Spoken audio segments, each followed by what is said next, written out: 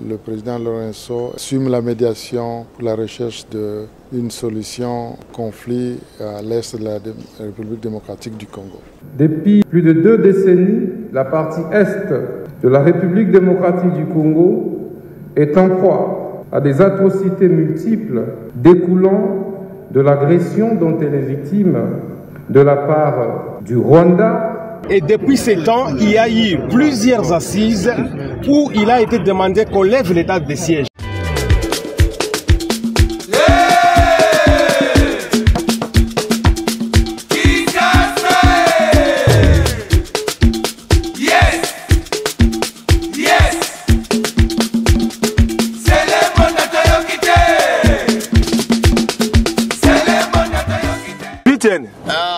Omeli boni ne salio boy.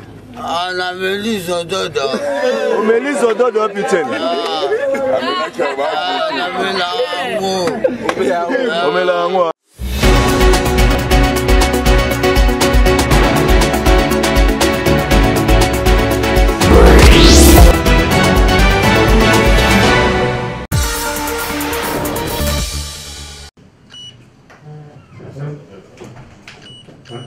Le ministre angolais des Affaires étrangères, Tété Antonio, était porteur des messages du président Lourenço à son homologue de la RDC, Félix Antoine Tshisekedi Tshilombo. La visite de l'émissaire du président angolais fait suite à la rencontre de ministres des Affaires étrangères de l'Angola, la RDC et le Rwanda qui s'est tenue dernièrement dans la capitale angolaise dans le cadre du processus de Luanda. À part nos relations bilatérale, le président Lourenço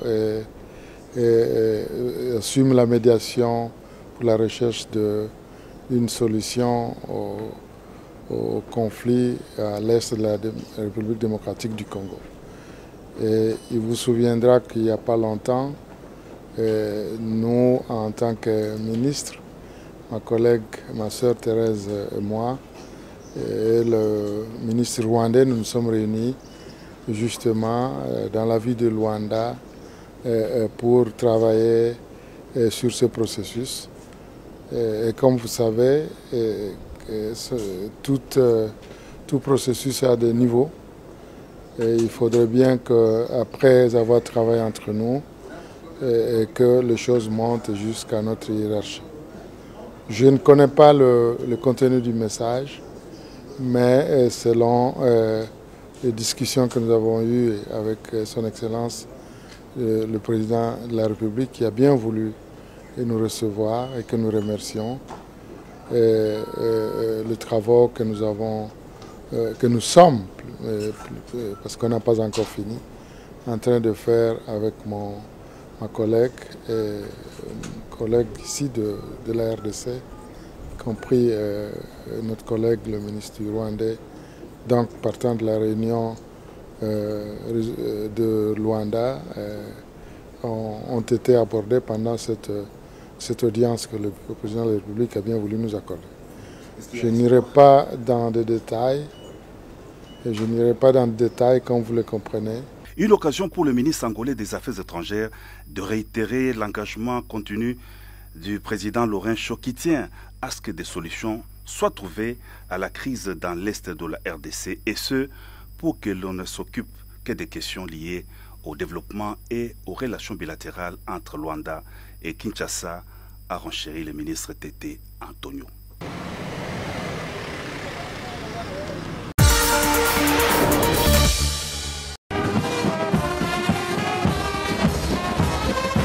Ballet diplomatique, c'est jeudi 19 septembre au chapiteau de la Cité de l'Union africaine. C'est en ces lieux que le président de la République Félix Antoine Tshisekedi Tshilombo a reçu tour à tour 4 nouveaux ambassadeurs extraordinaires et plénipotentiaires, respectivement de Côte d'Ivoire, de la République gabonaise, de Suède et de France, venus tous présenter leurs lettres de créance au chef de l'État. Reçu le premier par le président de la République, le nouvel ambassadeur de la République de Côte d'Ivoire, Zabavi François Xavier, est détenteur d'une licence en droit. Il a représenté son pays dans plusieurs organes des Nations Unies en qualité notamment de sous-directeur des organisations internationales au département de l'Organisation des Nations Unies et de chargé d'études au département des Nations Unies et des organisations internationales. L'ambassadeur Zabavi a été aussi conseiller à l'ambassade de Côte d'Ivoire en France et chef du bureau autonome de la fonction publique à Paris avec rang de directeur. Madame Joséphine Patricia Thiam a présenté ses lettres de créance au chef de l'État en qualité d'ambassadeur de la République gabonaise en RDC.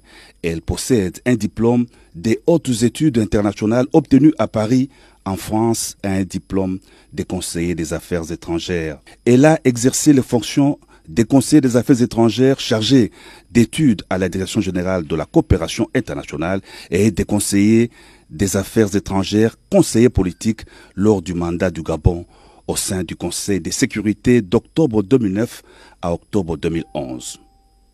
C'était ensuite au tour du diplomate Joachim Wawerka d'être reçu par le président de la République. Le nouvel ambassadeur du Royaume de Suède a une maîtrise en sciences et un certificat d'études politiques d'Aix-en-Provence en France.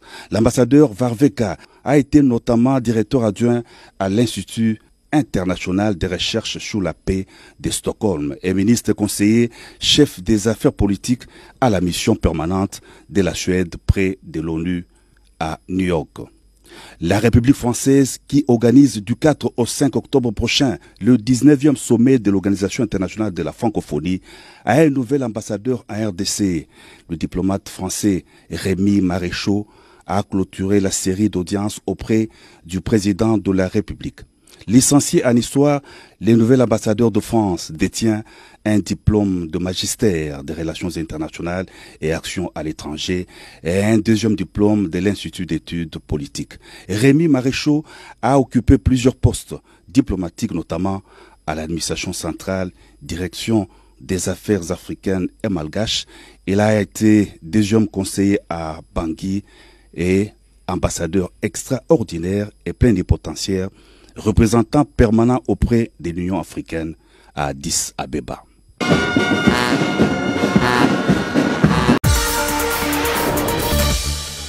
Depuis son avènement à la tête de l'Assemblée nationale, le professeur Vital Kamerhe intensifie la diplomatie parlementaire axée essentiellement sur la sensibilisation de la communauté internationale et des pays frères d'Afrique sur le drame que vit la population du Nord Kivu et de l'Ituri à cause de l'agression rwandaise et ougandaise. Le jeudi 19 septembre 2024, du haut de la tribune de la 12e conférence des présidents des parlements africains, le professeur Vital Kamerhe a interpellé ses pairs africains sur le danger que court l'Afrique en laissant porte ouverte aux conflits armés entre États, comme c'est le cas avec la guerre d'agression dont est victime la République démocratique du Congo dans sa partie Est. Il fait savoir que par sa position stratégique, la RDC n'a pas la vocation de faire la guerre à ses voisins, mais elle a plutôt une ambition, celle de booster le développement de l'Afrique. Pour les speakers de la Chambre basse du Parlement, l'Afrique idéale est celle qui tournera définitivement la page des guerres et conflits entre Africains et qui se mobilisera autour d'une vision partagée pour le bonheur de son peuple. La stratégie de la République démocratique du Congo pour asseoir ou participer à l'instauration de la zone de libre-échange est de commencer d'abord par l'intégration des différentes sous-régions. La SADC, la communauté des États d'Afrique de l'Est, la communauté d'Afrique centrale, l'Afrique de l'Ouest et le Maghreb. Et ceci ne peut se faire que si nous arrivons à instaurer la paix sur l'ensemble de l'Afrique. Je dois souligner, chers collègues, que les efforts que nous sommes en train de vouloir impulser à partir de réflexions, les efforts de développement qui doivent concrétiser notre rêve de voir l'Afrique s'élever et marcher, risquent d'être annihilés si nous n'arrivons pas à ramener la paix sur l'ensemble de l'Afrique. La République démocratique du Congo aujourd'hui connaît une agression, pas de la part des pays venant de notre continent, mais des pays africains qui sont ses voisins. Le Congo, c'est un pays pacifiste qui ne demande que la paix pour que ce pays joue pleinement son rôle dans tout ce que nous sommes en train d'évoquer ici. L'Afrique ne peut pas attaquer l'Afrique. L'Afrique doit aimer l'Afrique, comme je l'ai dit, et ensemble nourrir les rêves de voir l'Afrique se développer.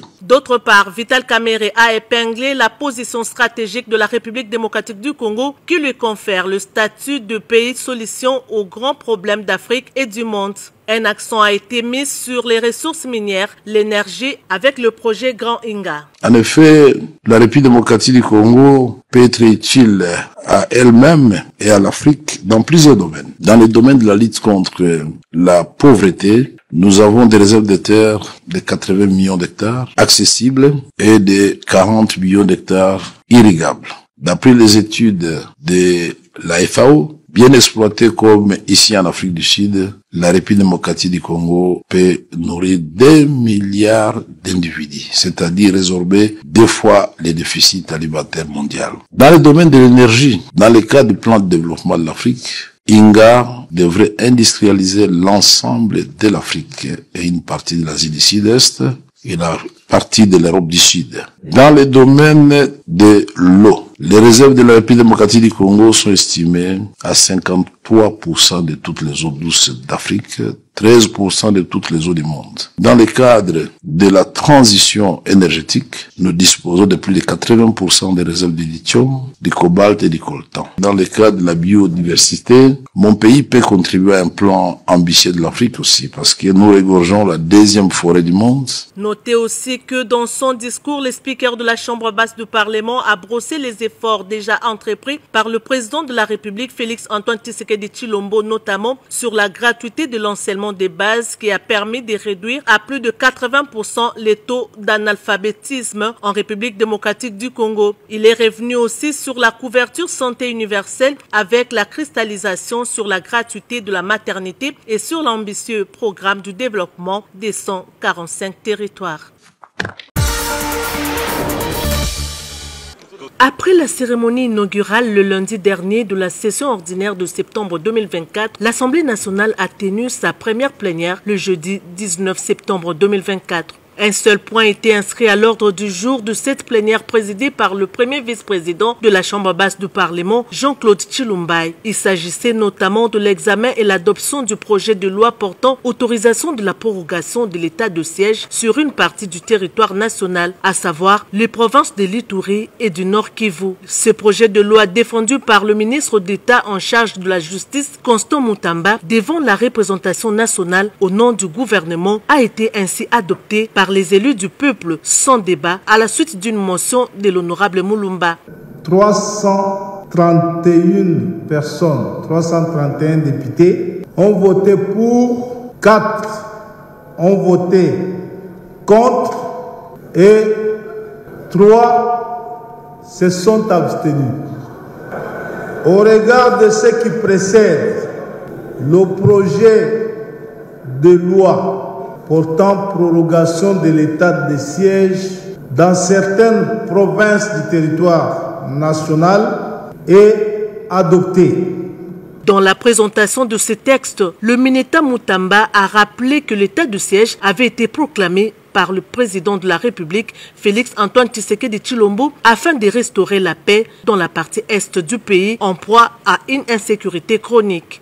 Depuis plus de 2 décennies, la partie est de la République démocratique du Congo est en proie à des atrocités multiples découlant de l'agression dont elle est victime de la part du Rwanda ainsi que de l'activisme des groupes armés, tant locaux qu'étrangers, qui opèrent principalement dans les provinces de l'Ituri et du Nord Kivu.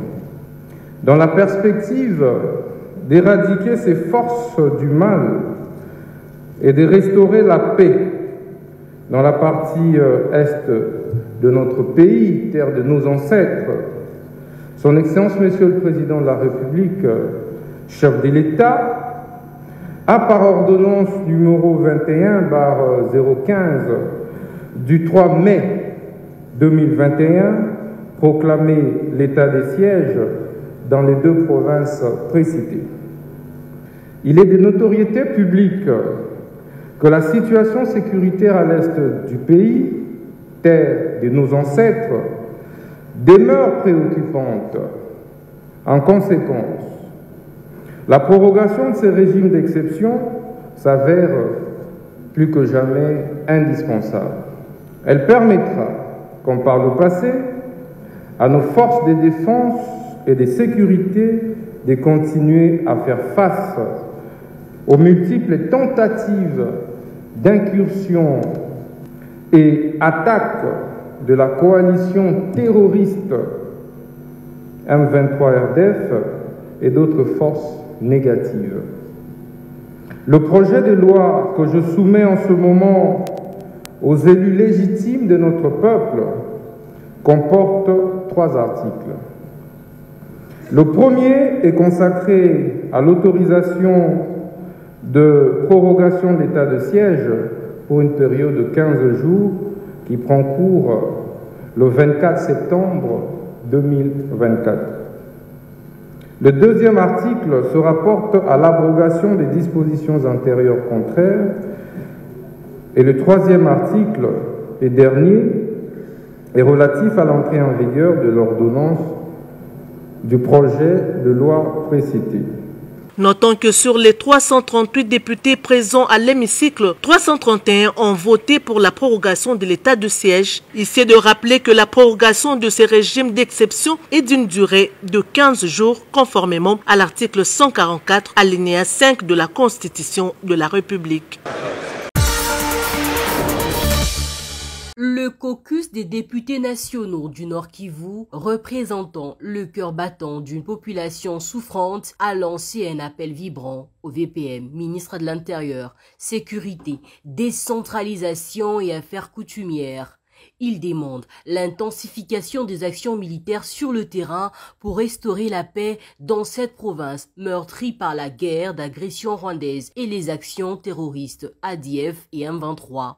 Lors de cette rencontre, les représentants de la population ont partagé avec le VPM les maux qui rongent leur province sur le plan sécuritaire qui impacte toute l'administration provinciale et le social des populations. L'honorable Jacques Nguianizi, s'exprimant au nom du caucus, a souligné avec force l'urgence d'intensifier les actions concrètes pour le maintien de la paix, évoquant les violations incessantes du cessez-le-feu et les sabotages orchestrés par les agresseurs. Ces mots empreints des passions illustre la frustration et l'espoir d'une population désireuse de voir des changements réels et durables. Au cœur des débats, la question de l'avenir de l'état de siège, instauré il y a 2 ans, a été soulevée. Les députés ont exprimé leur inquiétude face à l'inefficacité apparente de cette mesure qui devait apporter sécurité et stabilité. Ils ont également abordé le sous-effectif de la police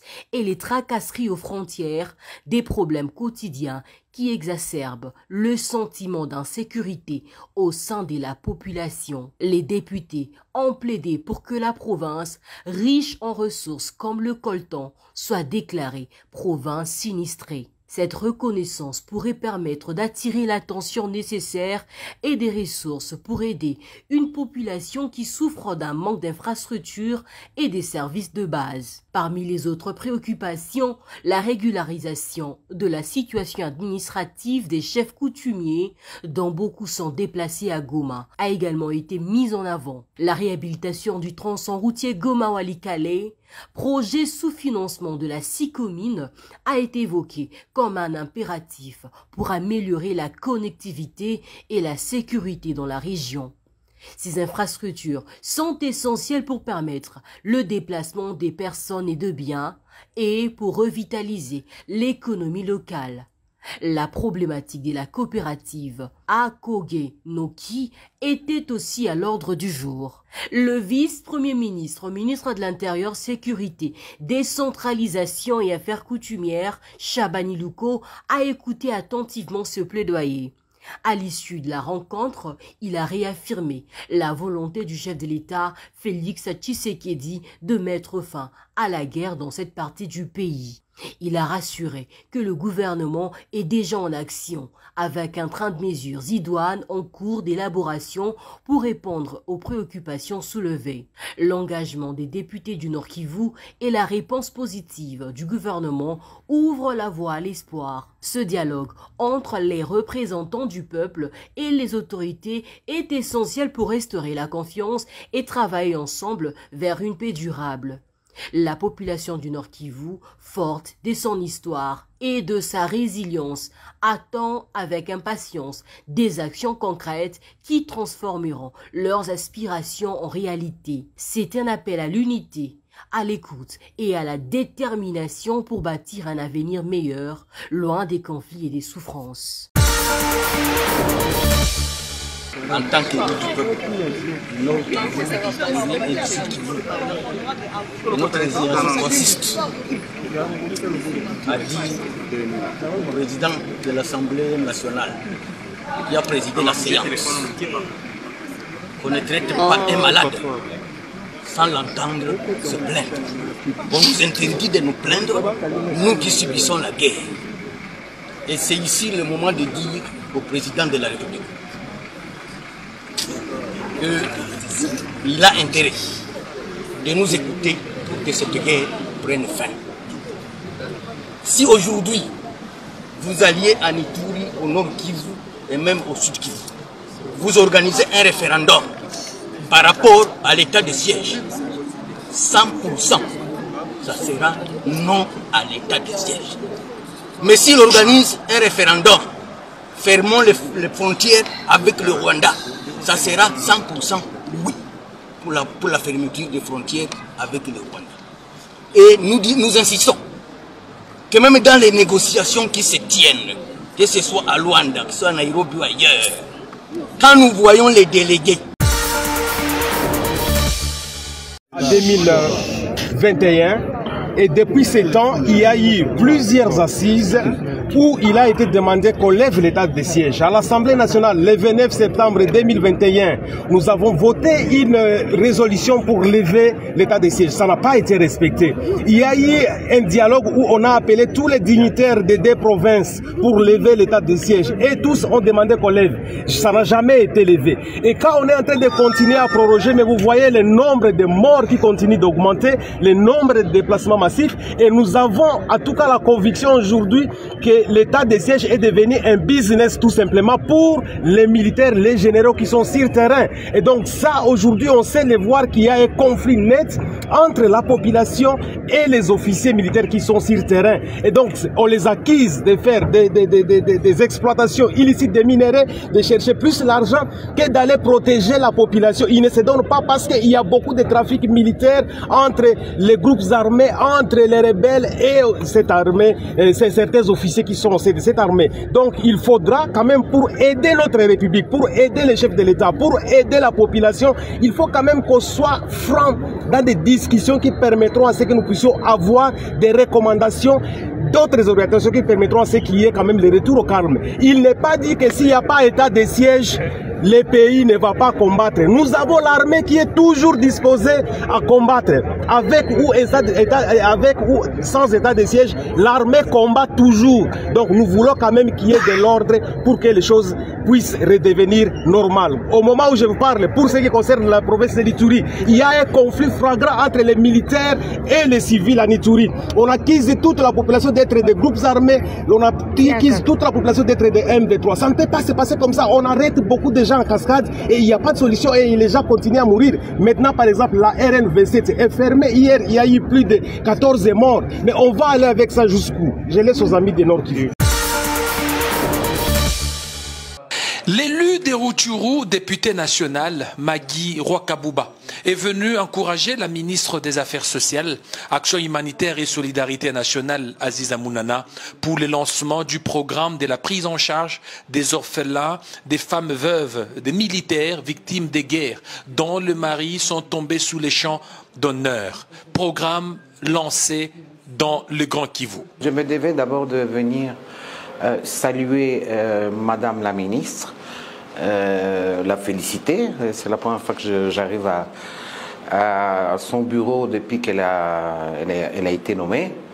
En fait, c'est la continuité d'une mission mixte qu'on a fait ensemble au niveau de la province du Nord Kivu. Dans le volet social, Madame la ministre a un programme pour encadrer les enfants de militaires, de voyants militaires qui tombent au front.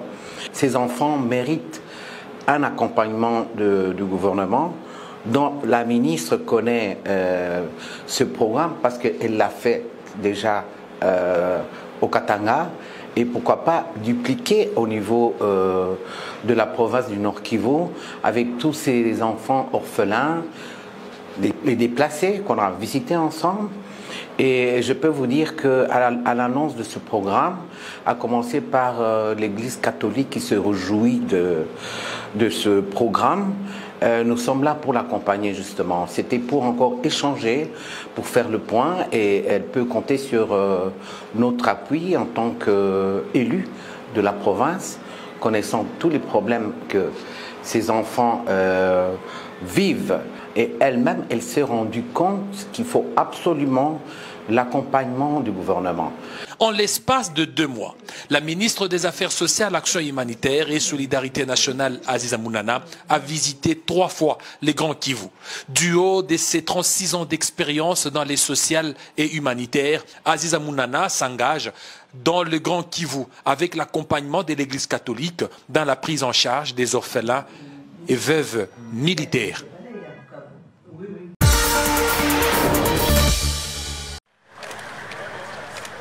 C'est un projet qui a pour objectif d'améliorer la gestion financière des ressources publiques afin d'accroître la transparence, la redevabilité et la disponibilité des ressources locales pour le développement de la République démocratique du Congo, précise Ousmane Kebele, Chief of Party. Juste après ces mots, c'est le chef des bureaux du projet de promotion de la bonne gouvernance qui présente les contenus de ces modules à l'assistance. C'est ici l'occasion pour le gouvernement des provinces de remercier l'Agence des États-Unis pour le développement international USAID d'avoir choisi la Tchopo parmi les 4 provinces devant bénéficier de l'appui de son programme de promotion de la bonne gouvernance en République démocratique du Congo. Paulin Lendongolia croit dur comme fer que ce projet raconte la vision du chef de l'État, celle de la bonne gouvernance. Les objectifs, les résultats attendus, ainsi que les activités de ces projets présentés ici nous confortent à l'idée qu'il sera à parfaite adéquation avec la vision du président de la République, son Excellence Félix Antoine Tshisekedi Tshilombo, à qui je rends de vibrants hommages pour un Congo émergent et qu'il sera d'un précieux appui aussi bien pour le gouvernement provincial, l'Assemblée provinciale, que pour les ETD dans l'accomplissement fructueux et efficace de leurs mandats respectifs. Signalons que le projet de promotion de la bonne gouvernance est financé à hauteur de plus de 38 millions de dollars américains par l'USAID. Il sera exécuté avec 20 entités territoriales décentralisées et 40 organisations de la société civile vont en bénéficier pour une durée de 5 ans. Ils feront